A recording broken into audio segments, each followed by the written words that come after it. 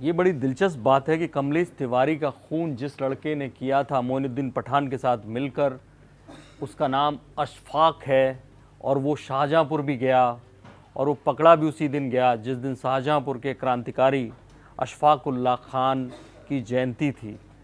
ये काफ़ी दिलचस्प है कि वो लड़का किस तरह से सोचता है और अशफाक उल्लाह खान किस तरह से सोचते थे। अब हम उसकी एक ऐसी सोच के बारे में बताने जा रहे हैं कि कैसे उस अशफाक ने कमलेश तिवारी के खाली मर्डर की नहीं सोची बल्कि एक और घिनौना काम सोचा था, और वो ये सोचा था कि वहाँ पर जाए, मर्डर करे और उसको लाइव रिकॉर्ड करे, और वो लाइव रिकॉर्ड करके वो लोग इंटरनेट पे डालने वाले थे। इसके लिए बाकायदा आपने देखा होगा कि एक फ़ोन उनके पास पकड़ा गया था जिस होटल से वो सामान छोड़कर भाग गए जल्दी जल्दी में मर्डर करने के बाद।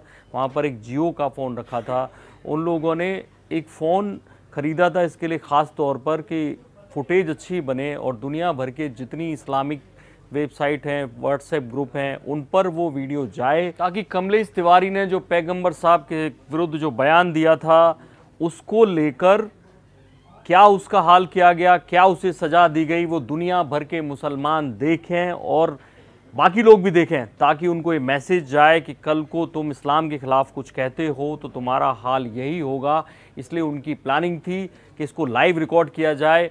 और ये सारी जो जानकारी मैं आपको दे रहा हूँ, दरअसल ये जो एसआईटी उनसे पूछताछ कर रही है, गुजरात से लेकर आई है, इस पूरे केस की छानबीन कर रही है, उसने इंटेरोगेशन में पूछताछ के दौरान ये सारी चीज़ें उन लोगों से जानी कि वो क्या क्या करना चाहते थे। तब उन्होंने बताया उनकी पूरी प्लानिंग थी। 2 लोग इसीलिए गए थे कि एक व्यक्ति गोली मार देगा या चाकू से मारेगा जैसे भी, लेकिन दूसरा व्यक्ति कोशिश करेगा कि इस पूरे इंसिडेंट को रिकॉर्ड करे, लेकिन वो वहाँ घबरा गए थे। 15 चाकू के वार किए और 15 चाकुओं में से जो पोस्टमार्टम रिपोर्ट में आया 2 चाकू काफ़ी अंदर तक लगे थे, लेकिन उसके बावजूद उन्हें लगा कि बच सकता है। ऐसे में जो .32 बोर की रिवॉल्वर थी उससे उन्होंने गोली चलाई, चेहरे पे गोली मारी, वो गोली सर में ही फंस गई थी, पोस्टमार्टम रिपोर्ट में मिली। ऐसे में बड़ी दिलचस्प बात ये है कि वो लोग खाली मर्डर तक रहने वाले नहीं थे, वो चाह रहे थे कि दोनों लोग, और ये घिनौना है क्योंकि आपकी जो खुन्नस है एक व्यक्ति से थी, आपने उसमें निकाली, वो भी जस्टिफाइड नहीं है, सज़ा मिलनी चाहिए, लेकिन उसके बाद आप ये चाहते थे कि दुनिया भर में उनका नाम हो, दुनिया भर में इस सज़ा के बारे में डिस्कस किया जाए। क्योंकि भले ही अशफाक ने अपना नाम उस वक्त छुपाया था जब वो हिंदू समाज पार्टी से जुड़ना चाहता था, उसने रोहित सोलंकी नाम से फेसबुक पेज बनाया था, रोहित सोलंकी के नाम से जुड़ा था। रोहित सोलंकी भी उसका जूनियर था फार्मा कंपनी में और उसकी आईडी इस्तेमाल की, लेकिन उसके बाद जहाँ जहाँ वो गया, यानी होटल में गया, तो उसने अपना नाम अशफाक लिखवाया।